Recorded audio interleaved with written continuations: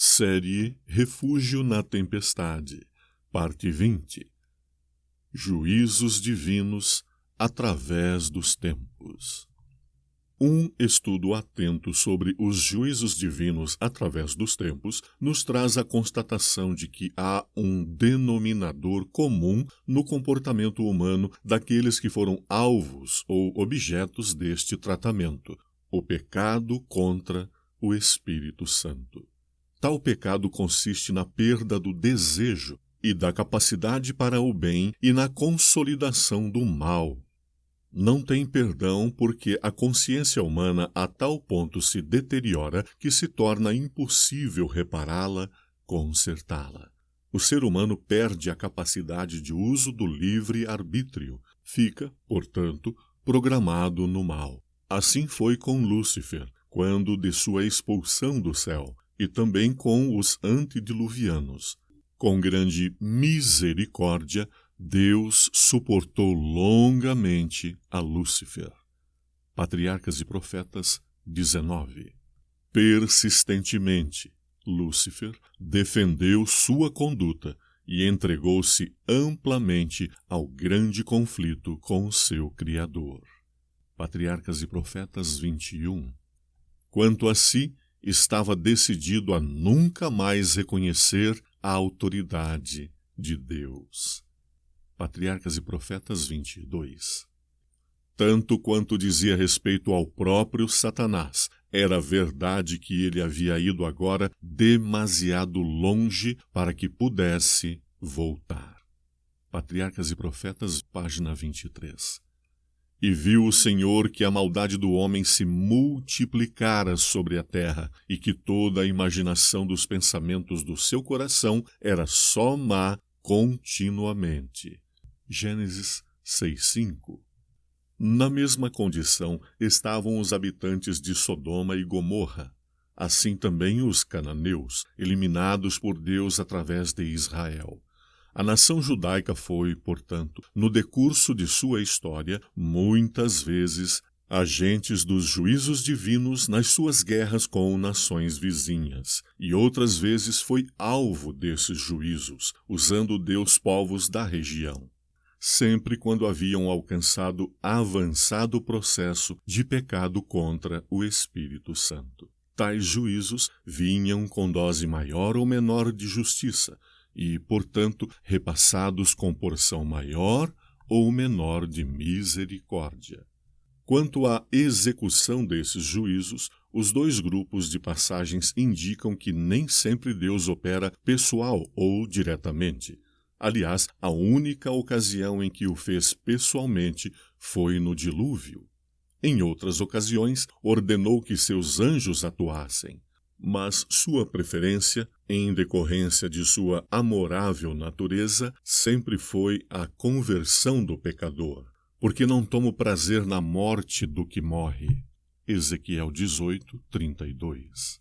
Repetimos que sua preferência, na grande maioria dos casos, foi permitir que a destruição acontecesse pelas mãos do arquidestruidor, o diabo, e seus anjos.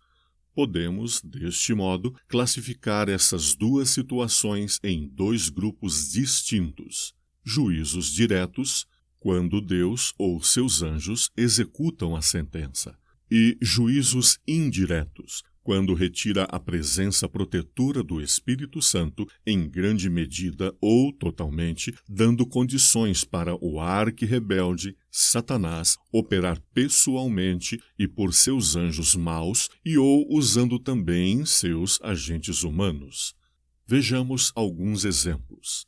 Juízos diretos, por participação: o dilúvio, Sodoma e Gomorra, o fim dos egípcios no Êxodo, o censo realizado por Davi, Eliseu e as duas ursas, Ananias e Safira, fogo de Deus que consumiu os israelitas, entre outros. Indiretamente, por permissão, Jó, não como juízo, mas como ensinamento.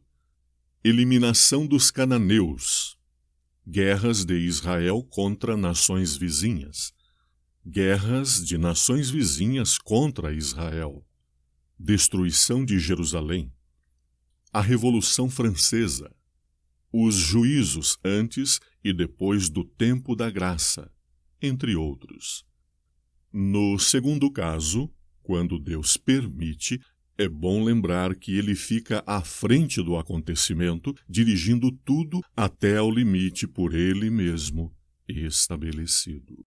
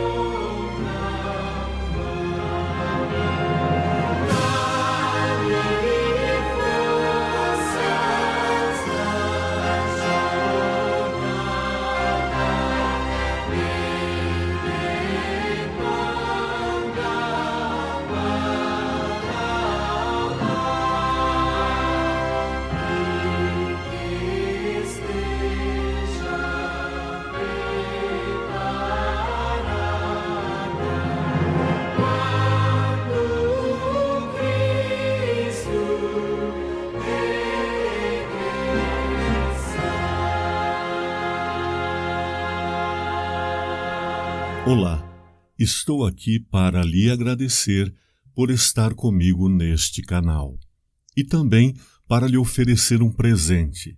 Escreva para o e-mail que está na tela e você receberá o e-book para a sua segurança espiritual. Que Deus lhe abençoe.